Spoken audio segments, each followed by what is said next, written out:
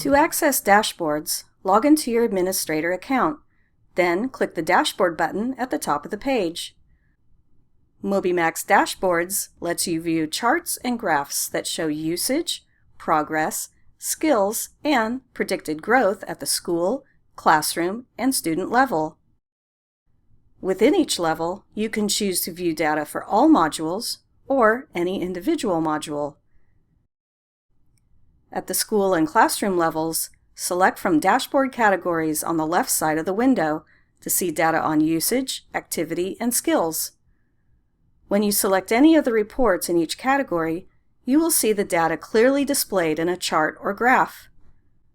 For example, click the Average Usage Each Day for Time Period link to see student usage during a specific period of time.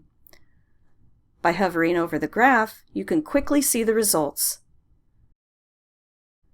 At the student level, you can see data on usage, skills, and progress for selected students.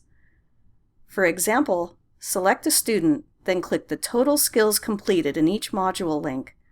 Then hover over the graph to see the results.